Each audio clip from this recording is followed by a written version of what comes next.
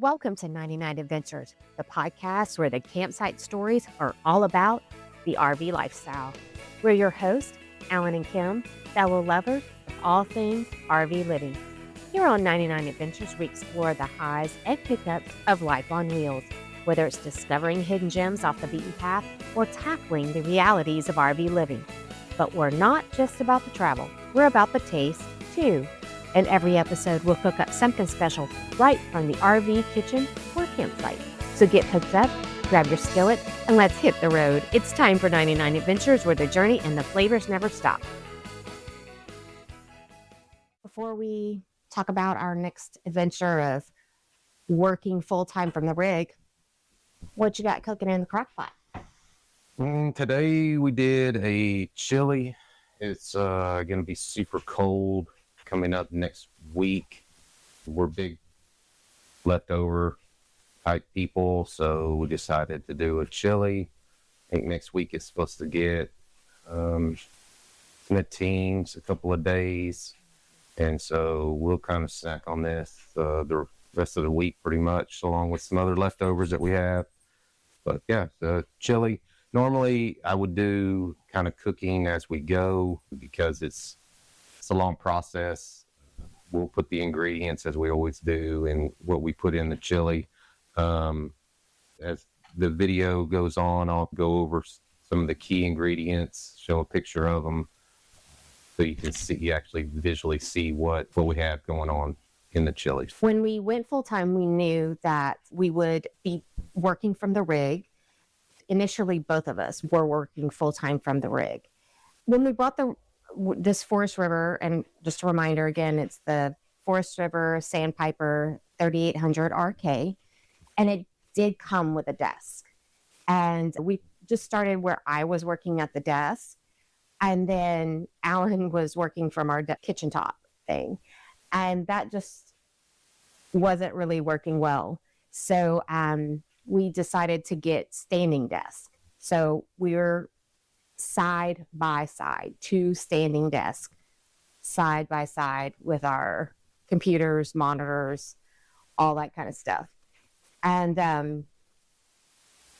it was okay. It was okay. I think one of the big things is having to juggle the meetings between each of you, because we're both in meetings or on Teams calls. I kind of think we need to back up. One of the things that needed to happen in order for us to go full-time, for it even to come to fruition, was I needed a work-from-home job. And so I started putting in for jobs. I worked for the government. It was probably a little bit easier to find a work-from-home job than what it is now. I ended up finding one to work for the VA as a field examiner. I'd come from working almost 30 years, Department of Defense in Army Aviation. So it's quite the transition going from one organization to the other. And so I got that job, transitioned over into the VA system, and now you can kind of pick back up where you were going. I mean, there were certain things that needed to happen, right? Right. And I was already in a hybrid remote position, which I'm still currently in. Mostly work from home, but do go out and meet with clients and have outside meetings and things like that. And I also have an office that I can go into. The majority of my time is from here. I can go into the office and work, but choose to work from my home office. Alan taking the new role with the VA, and then us moving into the rig side by side in desk. It was a challenge, I'm not gonna lie. Sometimes, not all the time. We had to communicate quite a bit to say, hey, I've got a meeting, or I'm gonna be on a call, or I need to do a call or take a call. You know, how long are you going to be? That kind of stuff. I think the hardest part was the last minute stuff. It wasn't the scheduled meetings that was the challenge. It was you get a Teams call when someone needs some help or wants to talk. The other person is already in a meeting, right? Well, that was their scheduled time, but stuff happens, right? I get a call. I need to take the call. I got, a ton of calls from veterans on my work cell. And so I ended up going into another room or Like the bedroom. going outside.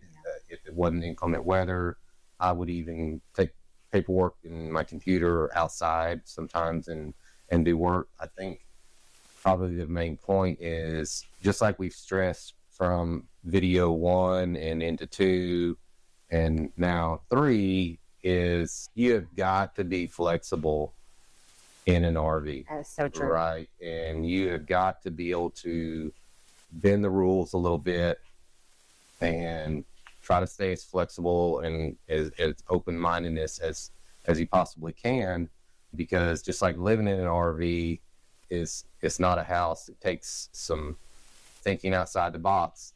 Working in an RV, especially when both of you are working in an RV, it's definitely going to take some thought on how that process is going to work. Yeah, for sure. And we had to remove a couch out of here in order to put the second standing desk in here. And that was part of we actually removed the desk that came with the rig very gently and carefully because we were afraid it was going to fall apart in our hands. But same thing with the desk. that's what I said, the desk. I thought you said the couch. Well, I said the couch, but the desk that was in here, yes, Yeah. very gently removed it out, as well as the couch. And we put both of them in storage. So our whole super slide here that has the refrigerator had the 2 standing desks. Like Ellen was saying too, I also would take calls. And we can put a link of the standing desk in the description as well, because they are handy and they're space saving. There's lots of room underneath them to store stuff, but they're just nice. I'll include all the links to the desk and any of the stuff that we purchased to create the space or whatever. But I was saying that I would also take calls from the bedroom. I would go in the bedroom, go outside, even at the spot we were before didn't really have like a clubhouse space that I could have gone to or Ellen could have gone to, but here we do. So I think that is a point, is to, when you're thinking about this, can I work from the road? Can this work even if both or more than one individual is working or doing school from the rig? How can that work? And I think if you're looking at different places to land, whether it's just at a few days time or a week time or more at a month's time, then maybe looking to see is if they have a clubhouse, is that a space that I can maybe go into and get some work done? And things to consider too. Just having a clubhouse is one thing. Are you going to be able to actually work there? What's their internet like? Yeah. How strong is it? Are you able to take a Zoom meeting or a Teams meeting with the capacity that each of them have? And they're all different. There's, where we're at now, it's super strong Wi-Fi. Yeah. But you can go to another place and it'd be completely opposite. Well, we were at Fort Sam. Yeah, Fort Sam didn't even offer Wi-Fi. No Wi-Fi.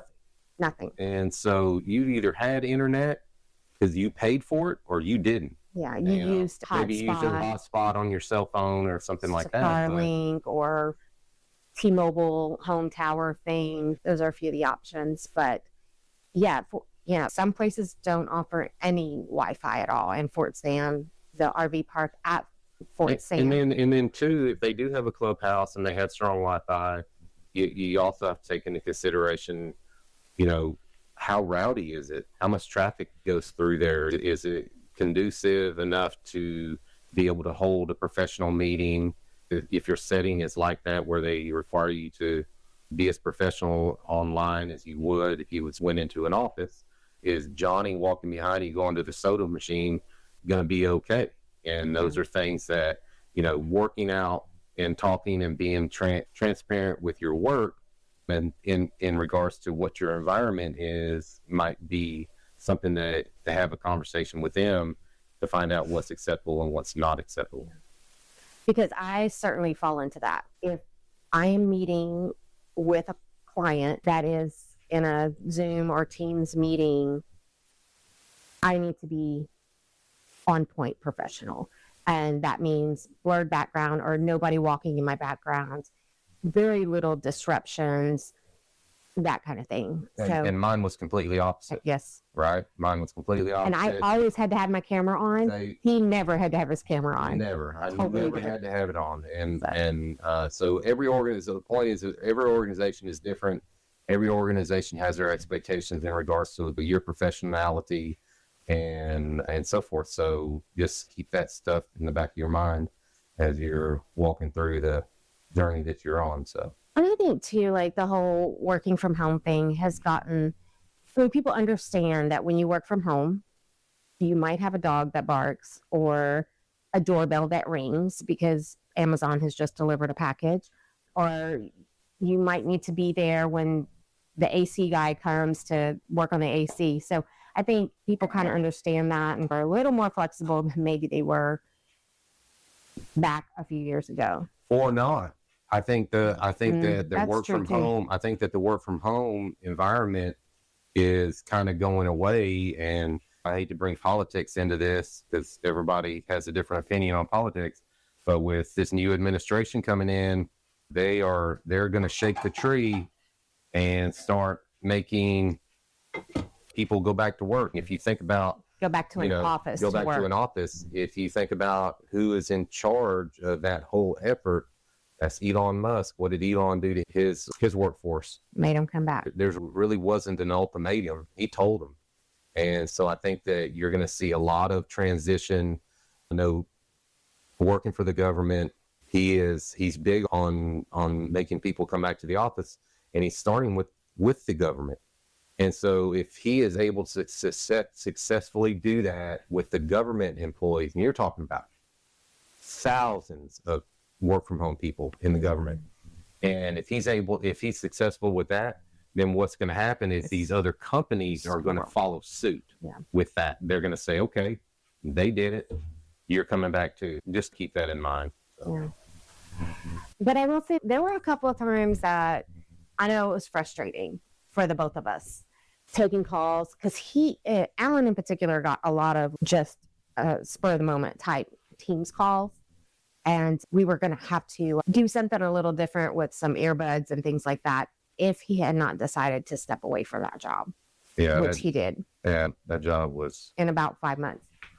Yeah, it was... After about 5 months, he did decide to step away and was just... And the reason why I did that, just for everybody's knowledge, is that I was in a position with DOD, my job prior to going to the VA, of taking what's called a deferred retirement. Because I already had 30 years, I had 30 years of civil service. And so I was able to take what's called a deferred retirement or find a work from home job, which I did with the VA. But my idea of, kind of a pre-retirement job, the VA, that wasn't it. That was not it. It wasn't quite what you were sold either. And I'm not saying that I didn't want to work, but that job had me doing, I had to be a part-time social worker. I had to be a part-time psychologist. I had to be a part-time accountant. I had to be my main job, which my title was a field examiner. It was just way more than what I wanted to deal with at where I was at that point in my life, right? I didn't go from, I can take a deferred retirement and work at Walmart or Lowe's or O'Reilly to doing a job that literally required me to do more work than what my previous job had me doing. That and is it sounds true. like this is not what I signed up for. This is not what I want to do. This is not where I'm at. Granted, if I would have been day one in the government and I would have started doing that, then absolutely I would have stuck with it. I would have retired out of the job, but that's not where I was. Even if there is a title attached to it, there is a lot of grunt work around it. You were not used to that. No, I was the supervisor, and I'll admit that, but I didn't become a supervisor overnight. I still had to do the grunt work, but I've been a supervisor for a very long time. And so I was used to saying what to do, not actually doing what to do, right? And so I'm not saying that played a role that in really it did. at all. It really didn't. I don't mind doing the work. Yeah. It's just not where I was at my In your point career. in career. And that's just the honest truth, right? Yeah. So, Yeah.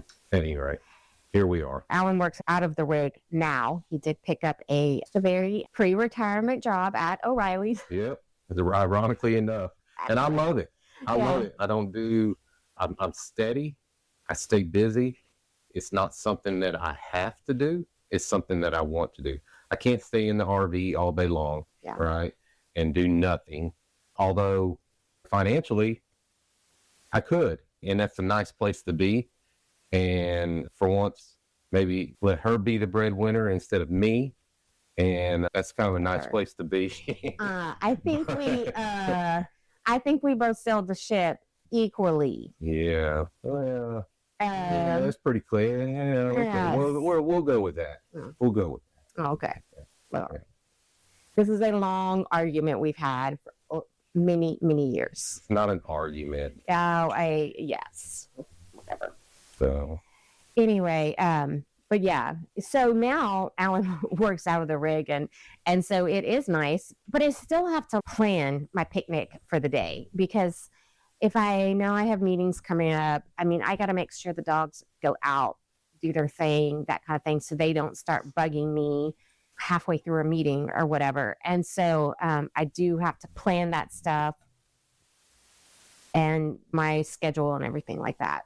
But it's nothing, but that is nothing that she wouldn't do if we were in a house. Right. Right. You still have to plan that kind of stuff. But I did get kind of a funny comment just the other day from somebody that I work with that said, "Oh yeah, I heard that you work from an RV and you live in an RV." She's like, "I don't know how you do it. I think I would go crazy." And I thought, oh, but I didn't really say anything to her about it. But in my mind, I was thinking, it really isn't that different. I have a schedule every morning. I get up, when the weather's okay and not freezing cold outside, I go work out and then get dressed, get ready for work. 8 o'clock hits, do my things, take the dogs, come back. I have my lunchtime. It doesn't matter. It doesn't matter. A routine is a routine. Yeah. And it doesn't matter if you're in a 4,500 square foot house or in a 450 square foot RV. Your routine is your routine, and you make the best of whatever that routine is, right? And the best part, if you don't like the view out of your window of your office, in the RV, you can change it. You just move it. Yeah. You just move it. Yep. And lots of people that work from RVs and they have beautiful backdrops. I do actually have a beautiful backdrop here. And it is interesting to sit at my desk and look out the window and see deer or watch the comings and goings going on or all of that stuff. And in the house, I worked from home and I had an office and I didn't really have as much of that. Yeah, I did, but not like it is in the rig. And actually I find the working from the rig more satisfying than the house. You want to kind of take a break and talk about what you got going in the chili that's making it you did some things a little different to this batch. Yeah, we'll do that at the end. Okay. All right. So I guess I will say this though, about working full-time from the rig and living full-time from the rig. And I would say this about anybody who works from home. It can get a little cabin fever. And I think even when you were here, like when it got to the weekend, we were like, okay, we got to go do something. We need to get out of here. And I do have that a little bit. Now I am fortunate that I do leave the rig for meetings or can go to an office for if I need to get away, that kind of stuff.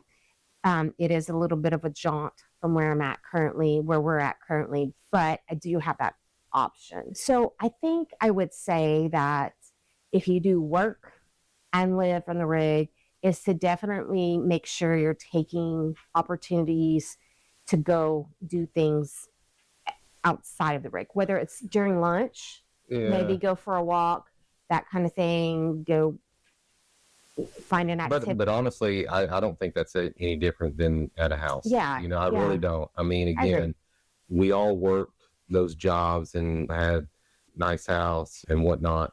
And what did you do? You worked for the weekends and then you went and did stuff, you know? So to me, it's really no different other than the size of the space. To me, it is literally no different, right? You go and do stuff on the weekends like you would normally do if you had a house, and that's just what you do. I mean, that's just what people do. And an RV is no different, in my opinion. She obviously has a different opinion about that, but I really don't. I just sometimes I see. Say hi, Osho. God, Osho has to be part of this. I do see sometimes that, you know what, I probably need to step out. Even if I take my computer and go work outside and bring the dogs with me, just a little something to break it up a little bit. And because he's not here, then this can go either way. Like if he's here all the time, it can be a little, you know, kind of getting on each other's nerves or whatever. But when he's not here, it's super quiet. Get on your nerves. Oh, please. You constantly get on my nerves. Constantly. But to break things up a little bit, break up the monotony a little bit. So, and just from a creative standpoint, just FYI, sometimes I've heard this and I've tried this too. If you're kind of stuck in something, try to write something, create something. I do all of those things in my role, and kind of get a block or whatever, step outside, go for a walk, clear your head. It helps your creativity. Just a tip on that. But I like it. I think it's been great. I don't have any issues with it at all. I thoroughly enjoy working from the rig. It hasn't been that big of a deal, even when Alan was full-time and both of us working side by side. A lot of people would say, how do you do it? How do you not get on each other's nerves or whatever? And just like I said, just taking those moments to go the dogs for a walk. You have to be flexible. Yeah. You have to be flexible. You know, if you're not, it will be a big deal. Yeah. That's just full transparency. Yeah. It will be a big deal.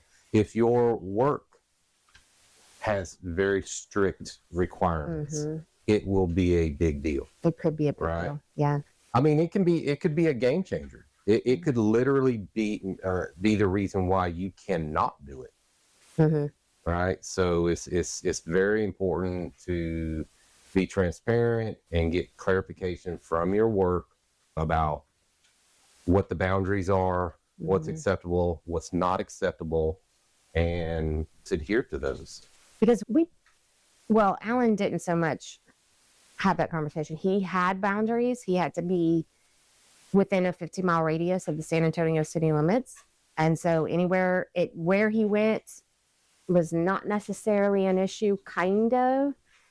They did need to know where he was at because of equipment issues and I had a government vehicle, that kind of thing, stuff like that. Yeah. So. And me, it's been an open dialogue for me since I started with this company back in 2023. When I started, going full-time in an RV was already the plan. And so they knew that, and they knew I'd be getting to the San Antonio area, and they're okay with me kind of, if we kind of bebop around, but I have to be ready to go sometimes at a moment's notice, maybe not a moment's notice, but within a day or two, if a client calls and says, we need to meet with you, or we need you to go do something for a client, then I have to be, kind of ready. And so that's why we kind of stay within this area. But I mean, I could have a client all the way down in way in the valley, in the far south regions of Texas, or, closer to Houston, or further up north to Austin, or out west to like Uvalde and that direction. So, but that is a good thing with kind of being in the rig. If I end up with a client that I have a long-term, months-long project with, then we could actually just move the rig to where it's closer to that client, where they're housed at, where their offices are at. And I can, be kind of close and be in that community, which is kind of important for my role and what I do. So other than that, equipment wise, the standing desk, we did get it off Amazon. We got just like a little drawer system, plastic drawer system that for each desk. We got those at Target, and I'll include all that. I mean, everything else was issued to us as far as monitors and laptops. We bought Bluetooth keyboards and the mouse and all that kind of stuff. But other than that, I mean, and the printers, we bought those as well. But really, it was just the standing desk, and they weren't that expensive. And we did have to put them together, but they weren't that difficult. So anyway. So anyway, about the chili that we're doing, like I said, the chili, because it's going to be cold. We'll snack on that the rest of the week. Some of the ingredients that I use: a pound of hamburger meat. I've gotten to where I use a pound of breakfast sausage, which is kind of different. I'd never heard that, and I saw a recipe where somebody was using that, and now I'll never use anything other than that. And then we had some leftover brisket that we had left over from HEB, and had some of the fat still on it, so I put that in there and let that render down. So wait a minute, stop. You said HEB. Yeah. What is HEB for people who aren't in Texas? It's a grocery store. It's like the best grocery store in the world. You can't say Heb. Just FYI. It's the Heb. It's not the Heb. It's the Heb. It's the best. HEB. It's the best grocery store on the face of the planet, is what it is. And I obviously hadn't been to all 50 states, but I've been to a lot of them, and even overseas in the Navy. And I literally look forward to going to the grocery store. So it's HEB. But one of the key things that I've really liked lately in my chili is this chili magic. And from Bush's Beans. Bush's Beans. And I don't know, there's this whole debate in Texas in particular about whether or not chili needs to have beans in it. Are you team beans? Yeah. Or team no beans? Yeah. So I'm like halfway in between. I would prefer to not have a chili with any beans in it, or if there is going to be beans in it, that there be very minimal amount of beans. And that's black beans. That's what this does. There's not a lot of beans in there, but the juice that comes in this can, it just has just a completely different flavor to it, and it adds a lot of thickness and content to the chili. And so I put 2 cans, even though, like I said, it looks like a lot. There's not a lot of beans in it. It's more of the juice that is with the beans that I really enjoy. So I started putting 2 cans of this in there.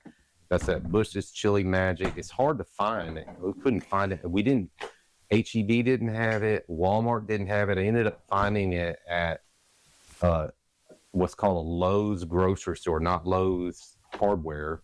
Lowe's supermarket in a small town that's near us. And I was like, oh my gosh, we got to get that to make some chili with. And so we did. And I've made 4 batches now, and every one of them have had this in, and we'll continue to have this in there. Okay. So, and I bought this one because it had HEB, but because they didn't have that one. They had that at HEB? Yeah. And it's the campfire style. So I don't know what's different about that one. There's no different. It's just, this one has a hot sauce in it. Okay. This one does not. Medium, it's more of a medium heat. This says it's hot, but it's not hot. But I guess you can't really gauge hot off of me. No. This guy likes to light his mouth on fire.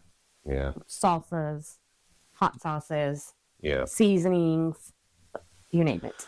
Yeah. So without going, we'll put all the ingredients. The rest of the ingredients are pretty basic. General sauce. Chili ingredients: chili powder, cumin, black pepper, bell pepper, onion.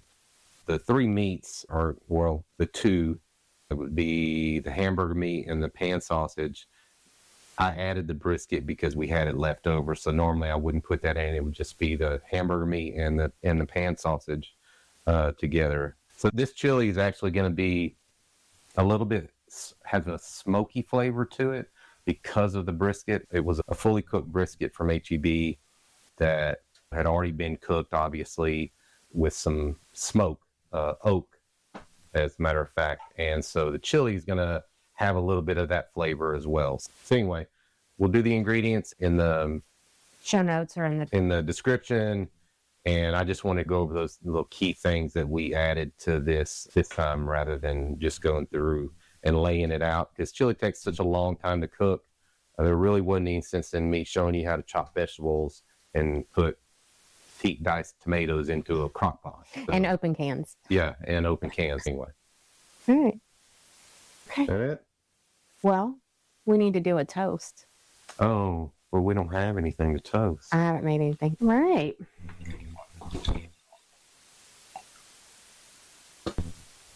Now that we got our drinks to toast with, and just like that, another journey comes to close on 99 Adventures.